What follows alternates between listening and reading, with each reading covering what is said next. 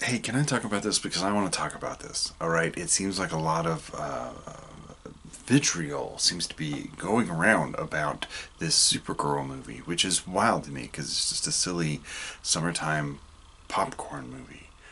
And I've heard a lot of things, so this is my official take on it for whatever that's worth.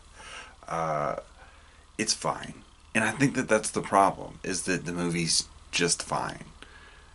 There's a lot of things that you can watch out there. A lot of moviegoers like myself are constantly griping about how expensive films are now, and there's no secondary market like there used to be with the dollar store. I mean, there's streaming further down, but it seems like a lot of these movies really have to hit the nail on the head at the box office. And the fact of the matter is the movie that they made is not $160 million movie. I was I've been watching a lot of reviews on it. And it's interesting all of the different takes that I'm seeing because some people feel like the art and the comic book that it's based on was so psychedelic and fantastic that the movie feels kind of flat. And other people are saying that it's woke feminist garbage. Now the woke, I don't understand that because I watched the movie. It's not woke. It's you have you have to boil down what the movie is actually about because if you look at like a lot of what Superman is about, it's so often about hope. All right, so they wanted to do something different. What's different? Well, they wanted to make a movie. Supergirl is about overcoming trauma, right? And it's I heard one person call it a coming of age movie, which is all she is of age. Yes, she has a birthday in the movie. Spoilers. Oh, also I may have some spoilers. So if you don't like spoilers, then whatever. I need a battery. Okay, so I kind of just thought that maybe we could do something a little more visual. This is Robotron 64. It's a sequel to Robotron 2084, an arcade classic shooter. Super simple, super fun. You're rescuing hostages. You're shooting bad guys. Um, I'm gonna try my best to talk about Supergirl while I shoot all of these robots. So to get back to the point, what I'm saying, I think the biggest thing is I want to point out that there was nobody is going to see movies anymore for like the basic superhero movie is not enough of a spectacle anymore for anybody to spend their money on it or even their time on it. People want something different, and a lot of some people have made comparisons to Guardians of the Galaxy with this Supergirl because of the coat, and they're like, oh, it's not original enough, and it's that's not even the problem. It's at the time when Guardians of the Galaxy came out, it was original because of all the music and the vibe was super fun. And the coat is barely a part of Supergirl. The problem is the tone. Like it's still this superhero that doesn't want to be a superhero, and so what is she gonna do? And then she has to have like a moral quandary, and there has to be something to push her over the edge.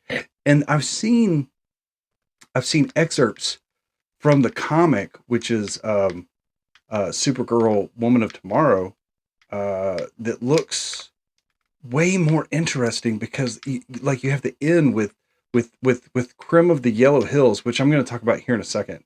But Crim of the Yellow Hills was or Supergirl. At the end, she fights him and she just says like I'm not trying to be healthy or right or do the right thing. Like this is I'm defeating you because it feels good. I'm not defeating you because it's helping other people or because it's the right thing to do. I'm defeating you because you've hurt me and you've hurt other people, and I'm going to do it because it makes me feel good right now in the moment. And it's such a human thing, and it's so much more different than other superheroes. It almost makes this it almost makes her more of an anti-hero character, which is but borderline on it, and which is a lot more fun to watch. I think there was a quote where she kills Krim at the end. Again, I told you there were spoilers, but she kills Krim at the end, and she talks about, you know, killing you is not going to bring Ruthie's family back. Killing you is like dreaming of Krypton. Um, and then she stabs him in the neck, and they don't even show. I don't think they show him when she stabbed him. They just show her face, which is so much better. And she goes, "But I still dream of Krypton," you know. And so like she acknowledges the futility of what she's doing, but still commits to it. And I feel like, died. I feel like that adds so much more weight to the actions. And it's just so much more interesting to watch and to experience. And so that's Supergirl in a nutshell. Krim of the Yellow Hills, he was so generic and just you could almost smell the leather treatment in the through the theater screen. It was not just the constant rant, rant every time he moved around. And then when you go back and you look at the comics, you see Krim of the Yellow Hills. He didn't even wear a shirt, much less, a heavy leather jacket. He was like a rapscallion kind of character. He's not this vile space pirate so much as he falls in with a bunch of vile space pirates as a method of getting by and getting over on everybody else and avoiding the responsibility of the things that he's done. And he keeps getting away from Supergirl by the skin of his own teeth, which seems horribly unfair, which adds to the whole life is unfair aspect of the morality of the movie, of the story, which is so much more interesting. That he's not super strong in the story, that he's not, and that because he keeps getting away, he keeps overestimating his own intelligence, and he's not as smart as he thinks he is. If anything, he's just dumb lucky. And he just happens to keep getting lucky until his luck finally runs out, and so does Supergirl's patience, and she deals with him. To me, that is so much more of an interesting story. Cinematographically, it's shot so boring. It could have been shot so much more interestingly with wider angles and maybe even more. Some kind of bullet just shot me, and like more interesting colors. I would have liked to see like big wide shots to really drive home the loneliness that Kara was feeling. And then maybe like less smiling. There's even in the opening part of it, they there's like a pee joke, but she is in fact peeing in the scene, and it's I don't know. That makes me think of the feet thing in the old the the complaints with Nickelodeon old TV shows like Sam and Cat or whatever. Like it seems gratuitous and gross, quite frankly. Uh,